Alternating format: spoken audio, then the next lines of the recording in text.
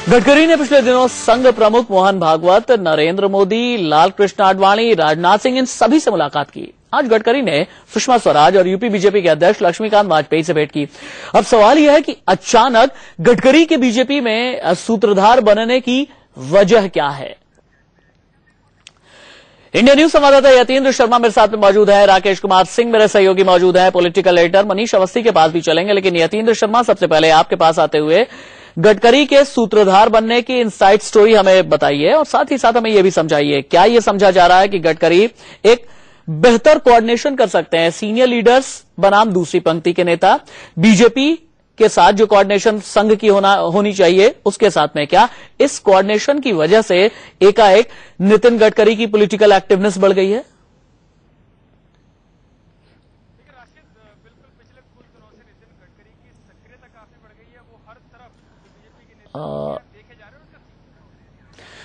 चलिए, यतीन्द्र शर्मा की आवाज हम सुन नहीं पा रहे हैं। यतीन्द्र, आपके पास दोबारा मैं लौट करके आऊंगा, शायद किसी टेक्निकल स्नैक की वजह से आपकी आवाज नहीं आ रही है। मनीष अवस्थी के पास में चलते हैं।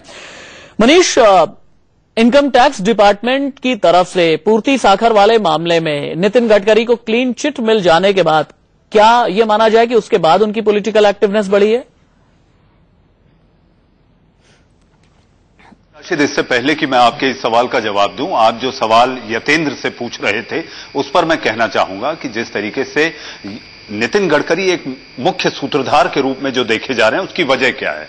आप अगर देखें घटनाक्रम को तो केवल बीजेपी के नेताओं से ही नहीं, तो गडकरी की भैया जी जोशी जो कि वरीयता के क्रम में संघ में दूसरे नंबर के सबसे ताकतवर नेता माने जाते हैं। सरसंघचालक के बाद भैया जी जोशी आते हैं, तो भैया जी जोशी से बात हुई। और इस बात की भी हम इंडिया न्यूज के दर्शकों को, चूंकि आपने इनसाइड स्टोरी की बात की है, ये वही भैया जी जोशी हैं जिनकी मौजूदगी में भैया जी जोशी, मोहन भागवत और आडवाणी की मौजूदगी में गडकरी ने जब दोबारा उन्हें अध्यक्ष बनना था, उन्होंने इस बात से साफ इनकार कर दिया था कि अब वो अध्यक्ष बनना नहीं चाहते, क्योंकि भैया जी जोशी ने ही कहा था उस समय कि अगर आप इस समय दूर हटते हैं या पद से आप अपने आप को अलग करते हैं, जो कि लगभग माना जा रहा था कि 24 घंटे बाद वो दोबारा बीजेपी के अध्यक्ष हो जाएंगे। लेकिन इन सारी बातों के मद्देनजर भैया जी जोशी के कहने पर और आडवाणी की मौजूदगी में, जो कि मुंबई में बैठक हुई थी, मुंबई के कार्यक्रम के बाद यह डिसाइड हुआ था, उस समय जब गडकरी ने अपने आप को अलग किया था, तब से गडकरी का कद और गडकरी की जो नजदीकियां, ये तो जाहिर सी बात है कि गडकरी और संघ मुख्यालय में कितनी दूरी है। बस ये समझें आप कि एक दीवार का फासला है। जहां गडकरी रहते हैं उससे अगर आप वो देखें तो दूर से आपको संघ मुख्यालय भी दिख जाएगा, जहां पर मोहन भागवत और भैया जी जोशी और संघ के तमाम बड़े नेता निवास करते हैं। लेकिन इन सारी बातों के मद्देनजर जहां तक गडकरी की भूमिका की बात है, वो मुख्य सूत्रधार भैया जी जोशी और मोहन भागवत के कहने पर ही सारे नेताओं को यूनिटी इंडेक्स के रूप में जोड़े रखने का काम कर रहे हैं। लेकिन इसके संकेत और सूत्र नागपुर से ही आते हैं। ठीक कह रहे हैं आपकी, नागपुर से बहुत संकेत और इंडिकेशंस मिल रहे हैं।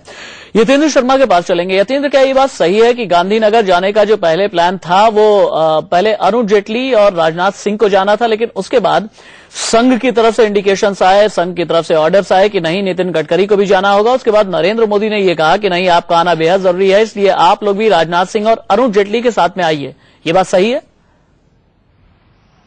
देखिए, बिल्कुल राशिद, क्योंकि जो सूत्र हमारे बता रहे हैं कि पहले जेटली और राजनाथ का जाना तय था नरेंद्र मोदी से मिलने, और उसमें गडकरी का नाम कहीं शामिल नहीं था। लेकिन जब गडकरी राजनाथ से मिलने गए तभी उनके पास सूचना आई राजनाथ के थ्रू, और खुद मोदी से उनकी फोन पर बात गई कि दोनों के साथ आप भी यहाँ पर आइए। क्योंकि कहीं ना कहीं संघ ने एक संकेत दिया है कि जो भी फैसला होगा, जो भी डिसीजन होगा, उसमें नितिन गडकरी को भरोसे में लिया जाएगा। और पहले भी जब नितिन गडकरी ने जब पार्टी प्रेसिडेंट से इस्तीफा दिया था, तब भी उनको इंडिकेट कर दिया गया था कि जो भी फैसला होगा बिना गडकरी की सहमति के नहीं होगा। यानी कि मुख्य केंद्र तब से ही अब तक गडकरी बने हुए हैं। संघ का भरोसा उनके ऊपर कायम है, क्योंकि संघ भी चाहता है कि उनका भी एक संघ का भरोसा कायम होने का मतलब, यतीन्द्र शर्मा, क्या हम ये समझे कि अगर राजनाथ सिंह केंद्र सरकार में मंत्री बनते हैं तो एक बार फिर से बीजेपी के राष्ट्रीय अध्यक्ष बन सकते हैं नितिन गडकरी?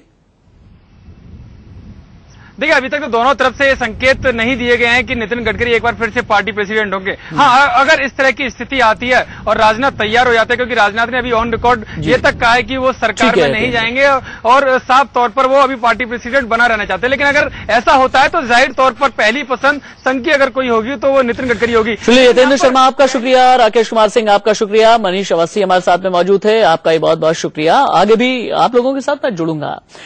लेकिन सबसे बड़ा सवाल यह है कि नितिन गडकरी अगर बीजेपी के अंदर मुख्य सूत्रधार बन गए हैं तो फिर नितिन गडकरी के दिल में क्या चल रहा है, नितिन गडकरी के दिमाग में क्या चल रहा है, लाल कृष्ण आडवाणी को लेकर के नितिन गडकरी क्या सोचते हैं, खुद की भूमिका को लेकर के नितिन गडकरी क्या सोचते हैं, मुरली मनोहर जोशी और सुषमा स्वराज को लेकर के नितिन गडकरी क्या कुछ सोचते हैं, उन्होंने खुद इंडिया न्यूज से बातचीत की है। ये पूरी बात देखिए ब्रेक के बाद।